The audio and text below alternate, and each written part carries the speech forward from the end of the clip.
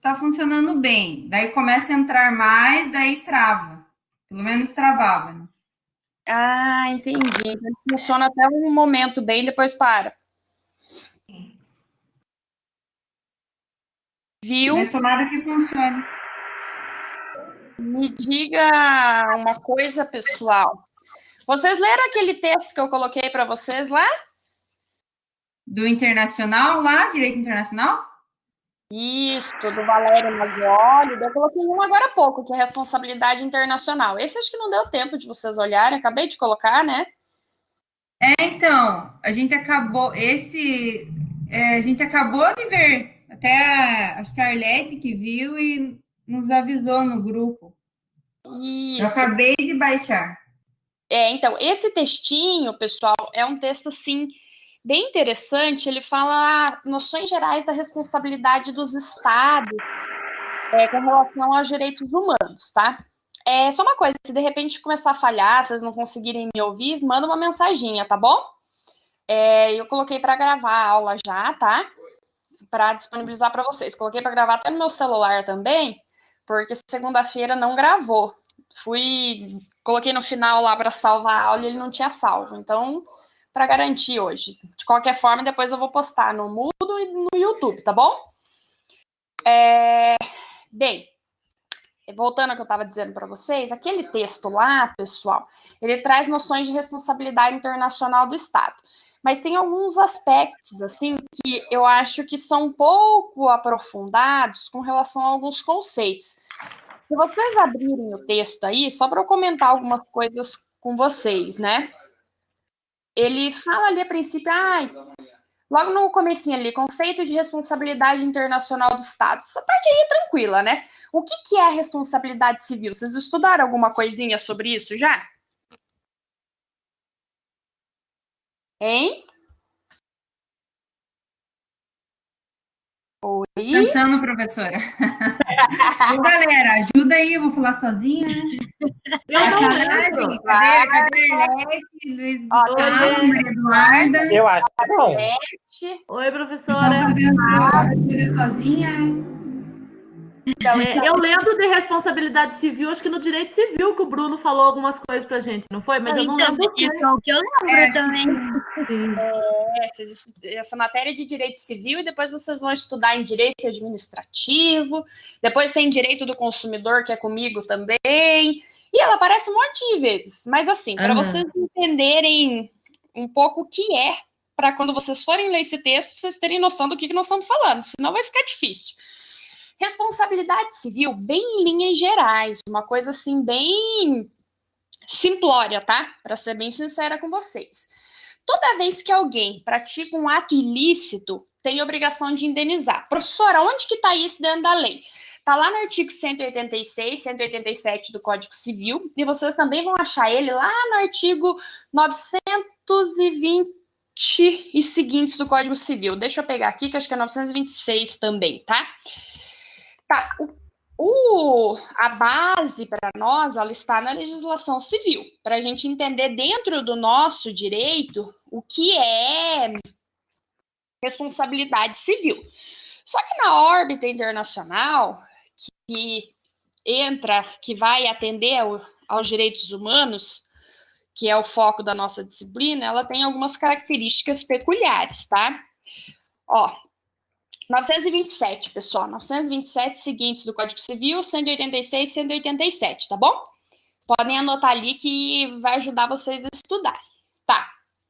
Quando nós falamos de responsabilidade civil, partindo do pressuposto lá do Código Civil, nós temos lá que todo aquele que causar um ato ilícito para alguém tem o dever de indenizar. Poxa, legal, todo mundo que praticar um ato ilícito tem o dever de indenizar.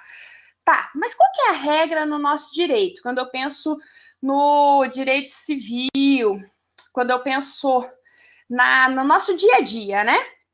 Ora, no nosso dia a dia, eu vou pensar que o indivíduo ele tem que agir tendo a intenção de praticar um dano para alguém, não é verdade? Eu não vou poder ficar responsabilizando uma pessoa se ela não teve intenção de praticar um dano. Isso seria uma regra em linhas gerais para nós, tá? Qual que é o artigo mesmo, professora? 927 seguintes do Código Civil. Eu vou colocar aqui no chat. 186 e 187, 927 seguintes do Código Civil. Tá, beleza. Então, esses dispositivos aí, pessoal, trazem essas noções gerais para nós, que são a base da responsabilidade civil dentro do Brasil. Que eu preciso que a pessoa ela tenha intenção de causar um dano para alguém. Ela pode agir com culpa, né, mediante imprudência, negligência e imperícia.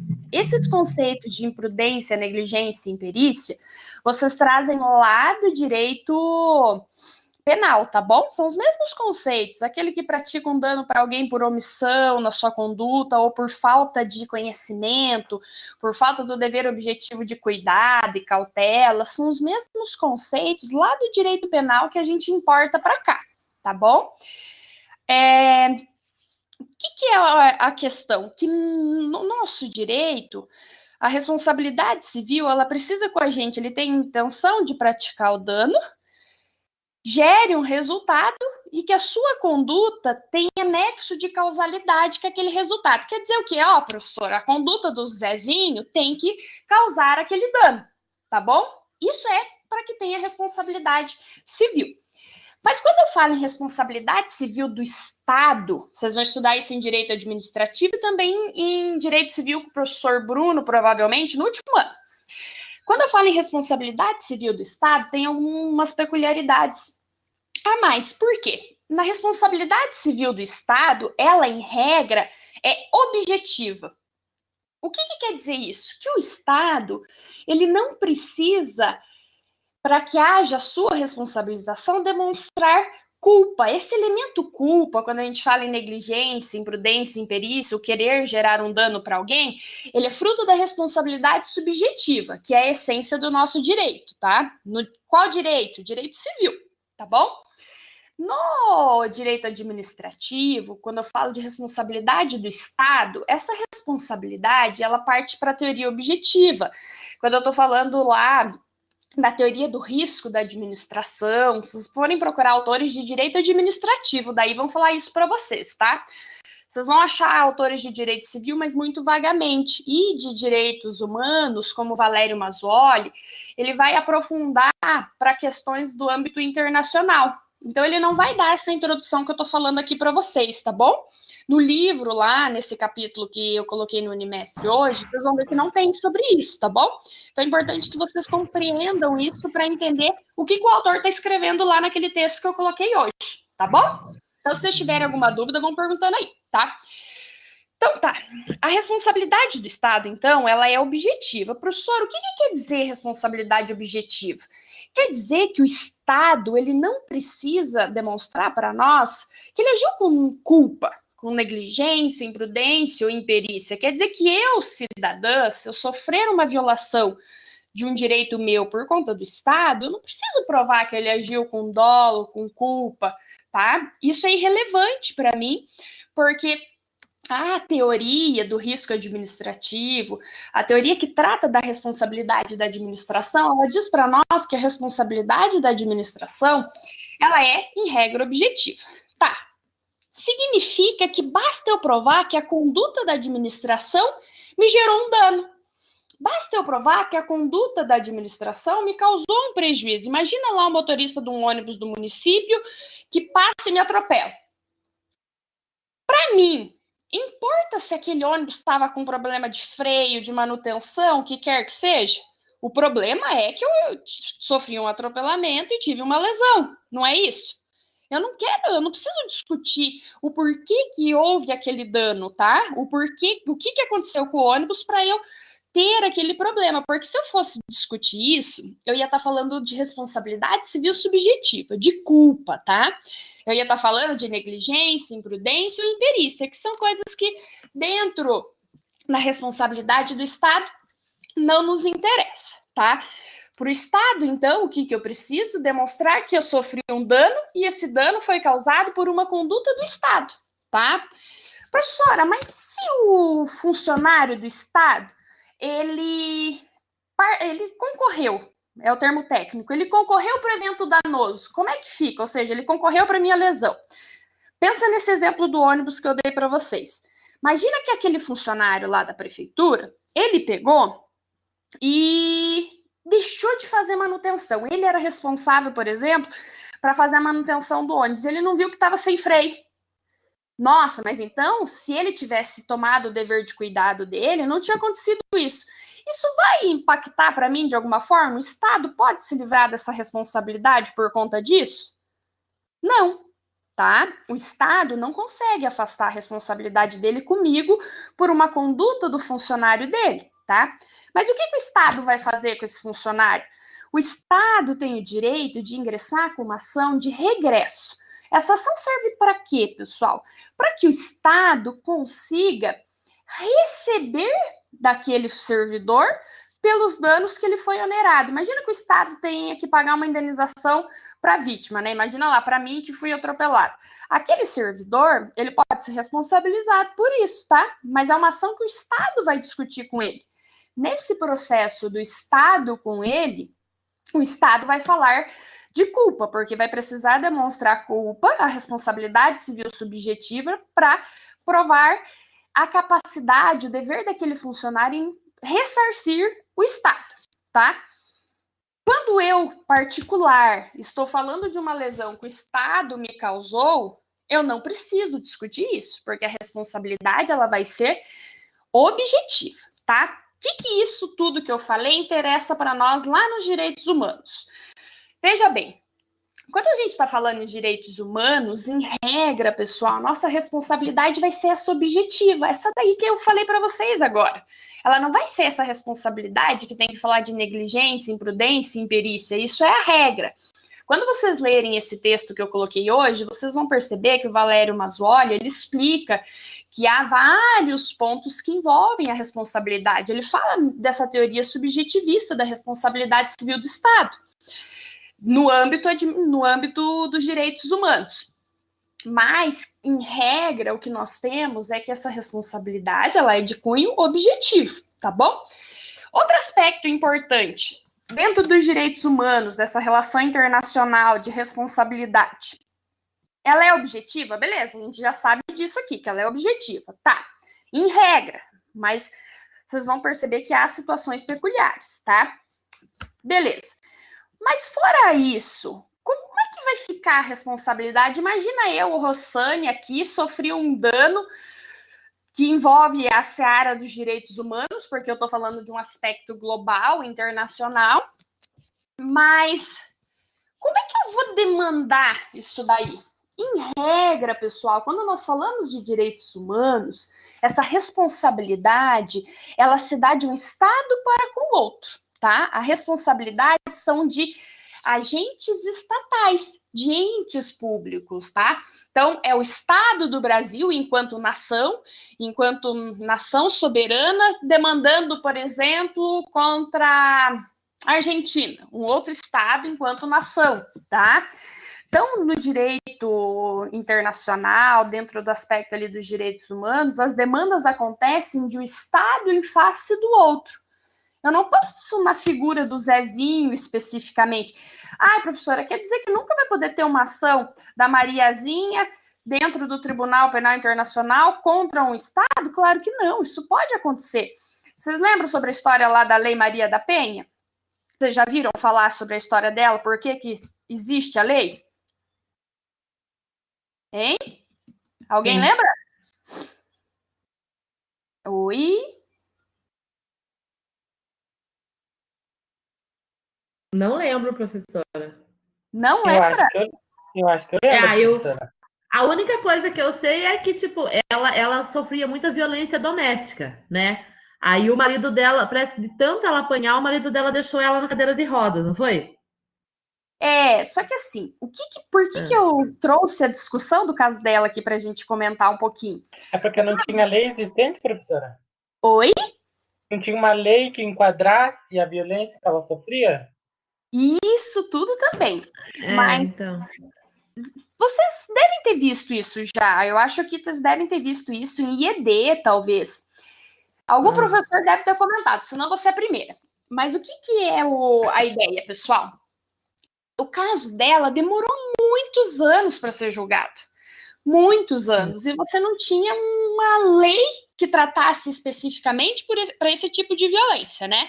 Além de você não ter uma lei específica, a demora do Estado, né? Houve uma morosidade nessa questão. E ela ficou ali à mercê de uma atuação pública, entendem? Então, isso foi muito difícil, tá? No âmbito internacional, oi! Olha quem entrou na aula! Oi, professora! Olá, prof! Eu vim atender os pedidos deles aqui hoje, prof, que pediram para eu fazer uma aulinha ao vivo, não tinha feito ainda com eles, né? Daí tô aqui, coloquei para gravar junto, tá? Então, voltando aqui, pessoal, o que aconteceu? Lá no âmbito internacional, no Tribunal Penal, teve uma discussão, porque, poxa vida, você não tinha um regramento específico, ela ficou à mercê do Estado. Então, houve uma determinação para que o Brasil legislasse, criasse uma norma. Mas isso aconteceu por uma demanda de um caso particular, não foi? De um caso específico de uma pessoa. Então, não é que porque eu estou dizendo para vocês que as relações são entre estados, que não é possível que eu tenha uma análise de um caso concreto, de alguém específico ali, sabe? Então, isso é possível, tá? Essas questões de responsabilização do Estado, de um Estado para com o outro, são a regra quando a gente está falando da responsabilidade internacional do Estado dentro dos direitos humanos. Tá. Como que vai se dar essa responsabilização? Como que vai acontecer isso ali? Para quem está com o texto que eu passei lá, se vocês forem dar uma olhadinha, eu vou pegar ele aqui para a gente ver junto. O que é a finalidade dessa responsabilidade? O que ela tem por objetivo, então? A gente já falou aí que em tese nós tratamos aí de uma responsabilidade de cunho objetivo, não é verdade? Que eu não preciso ficar provando dolo, culpa, negligência, imprudência e imperícia, não é verdade? Sim. Tá. A finalidade, então, de existir uma responsabilidade internacional, que, em suma, é de um Estado para com o outro, é para quê? Coagir psicologicamente os Estados para que eles não deixem de cumprir o compromisso internacional deles. Que compromisso que é esse, professor? Ora, no caso do Brasil, por exemplo, era signatário de vários tratados de direitos humanos, mas ele não tinha uma legislação específica que tratasse da proteção da mulher, que era, né, e ainda é considerada mais vulnerável, tá? Então, tem essa função aqui que vai se encaixar bem nessa história que a gente estava falando, do caso da Lei Maria da Penha. Essa coação psicológica, para que os estados não deixem de cumprir com seus compromissos, tá? Que compromisso? Ora, aqueles que eles assumiram no âmbito internacional, aqueles tratados que eles ratificaram, que eles incorporaram dentro do seu direito, né? Então, quando eu falo nessa função de coagir psicologicamente os estados, o que eu estou falando então, pessoal? Eu estou falando de uma finalidade que ela é preventiva. Porque se eu atuo na psique, no íntimo do indivíduo, eu não estou pensando em prevenir alguma coisa, em fazer com que eles não ajam em desacordo com a legislação, não é isso? Quando eu estou pensando assim no aspecto psicológico, alguém faz uma pressãozinha psicológica para a gente, ó, não faça isso, faça assim. É nesse sentido, tá? Outra questão aqui, qual seria uma outra finalidade, pensando aí da responsabilidade? Acompanhem lá comigo, olha, atribuir ao Estado que sofreu o prejuízo, né, uma justa indenização, tá? É um caso que aconteceu, o pessoal foi lá no Canadá, que foram instaladas umas usinas e acabou gerando uma série de danos ambientais, tá? Isso teve uma discussão lá com os Estados Unidos e com o Canadá, e houve a condenação dos Estados Unidos para indenizar o Canadá por conta desses prejuízos que aconteceram no âmbito ambiental. Quando eu falo nessa finalidade ali de ressarcir um prejuízo em decorrência de um ato ilícito, ou seja, para que seja possível obter uma reparação, eu estou falando de um caráter, de uma finalidade que ela já é repressiva, porque o dano já aconteceu, quer dizer que essa finalidade psicológica, essa coação psicológica que o Valério Mazzoli fala, ela não foi suficiente. E eu preciso demais. Eu preciso dessa finalidade repressiva. Professora, mas como é que vai ficar se eu tenho uma finalidade psicológica e uma finalidade repressiva? Eu tenho as duas. Quando propriamente que vai ter a responsabilidade internacional? Vejam lá, na finalidade preventiva, pessoal, eu não tenho uma demanda propriamente, porque eu não estou falando de um caráter preventivo. Não é antes. Se eu estou falando de prevenção, não teve uma demanda, eu não tenho uma lead, eu não tenho uma pretensão resistida. Nesse momento, na verdade, o que está acontecendo? A ideia é de conscientização do outro Estado para que não haja um evento danoso em prejuízo de outro. É exatamente isso, tá? Ai, mas e se acontecer, professora? Daí que eu vou ter uma lead. Daí que eu vou ter uma demanda, uma pretensão resistida. Daí que eu vou precisar do quê? Ora, daí eu vou precisar me valer dos sistemas de proteção. Lembra que eu comentei com vocês que eu ia falar um pouquinho de sistema de proteção? É aí que entra esses sistemas. Quando eu estou falando nessa finalidade repressiva, na finalidade repressiva, eu vou precisar me valer dos sistemas de proteção. Que sistema que é esse, professor? Ora, esses sistemas de proteção são a legislação, né? Vamos colocar assim para ficar fácil de compreender, no âmbito internacional. São os tratados de direitos humanos, são os instrumentos normativos, as cartas da ONU, tá? Isso que é o sistema de proteção. Mas o sistema de proteção, pessoal, ele existe de duas maneiras, né? Eu tenho um sistema que ele seria um sistema global. Um sistema global que se aplica para todos, tá? Que se aplica para todos os países enquanto nação, enquanto Estados membros, tá? Esse sistema global, ele tem como base a Carta da ONU, tá? Mas há outros sistemas que atenderiam características particulares, peculiares de cada região, de cada cultura de um país, sabe? Vocês pensam nisso? Olha o nosso país, a magnitude que ele é. Olha a imensidão que ele é.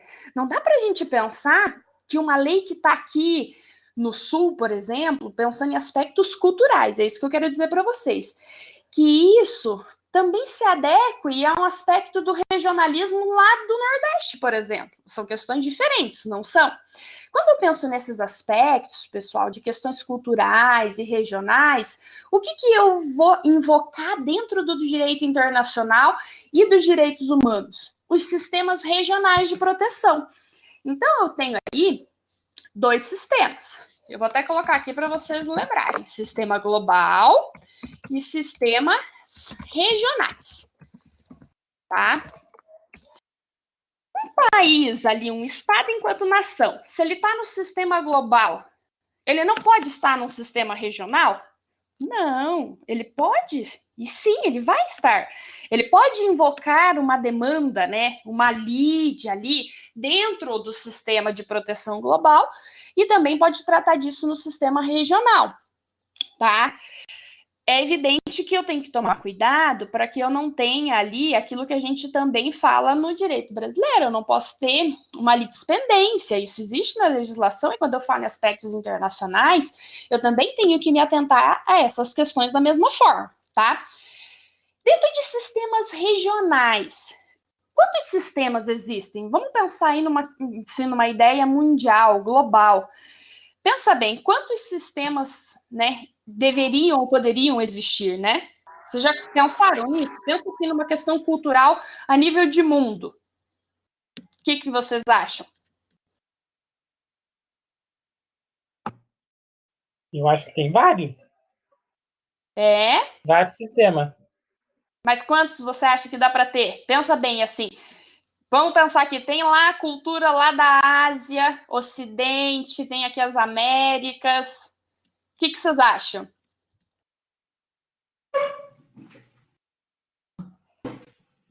Eu acho que mais de 50? Pois é, eu ia chegar, não ia falar tanto, mas um pouquinho mais. Ó, o que acontece, pessoal? Nós temos, na verdade, apenas 3 sistemas regionais. Pensa bem, eu trouxe para vocês pensarem, a minha pergunta dizia assim, olha, pensa numa questão global, as características. Vocês acham que 3 sistemas é suficiente para pensar em características peculiares de cada estado enquanto nação, pensando ali em questões culturais propriamente? Eu, de modo particular, eu acho que é muito pouco, tá? Porque não tem como nós pegarmos traços da nossa cultura latino-americana, por exemplo, e comparar com uma cultura da Ásia. É completamente diferente, tá? Professora, mas direitos humanos não são únicos no mundo todo? Sim. Se eu tenho uma previsão com relação aos direitos humanos, elas são únicas, mas nós temos 2 teorias que falam sobre relativismo e universalismo dos direitos humanos. No livro do Maswali, que eu passei para vocês acompanharem as nossas aulas, e a disciplina, vocês vão perceber que o autor ele traz isso. Ele diz assim, que quando fala em direitos humanos, há um universalismo? Porque os direitos humanos são únicos. É uma visão global. Os instrumentos são aplicados para todos aqueles países que são signatários, inclusive autores que discutem que mesmo que um país não seja signatário, professor, o que é ser signatário mesmo? É o país concordar com aquele instrumento, tá? Vamos deixar numa linguagem mais simples, tá? Há teorias que dizem que mesmo que o país não seja signatário, ele deve cumprir com aquilo lá, porque é uma norma universal. Olha só que amplitude que a gente tem aqui. Mas o Valério Mazzoli, ele diz assim, mas tem a questão do relativismo. O que ele quer dizer? Olha, eu tenho que pensar em questões culturais de cada região, de aspectos de cada país. Não dá para eu pegar uma norma de direitos humanos que eu aplico no Brasil da forma X e Y e aplicar lá na África da mesma forma. Por que não dá? Porque eles têm culturas diferentes. O que o autor traz é que quando nós falamos de relativismo, nós temos que ter em mente que você precisa respeitar questões culturais de outros estados, tá? Você precisa daí do sistema regional para tratar questões culturais, para você poder atender essas demandas, né? Que sistema regional que a gente tem, então, professora? Olha, nós temos o sistema interamericano, o sistema europeu e o sistema africano. Então, nós temos apenas 3 sistemas, tá? Só esses 3. O sistema africano, ele é o mais recente, pessoal. Então, por conta de ser um sistema mais recente, ele é o sistema mais deficitário, tá? É o sistema que ainda não se alicerçou. O sistema hoje que ele tem um maior arcabouço, o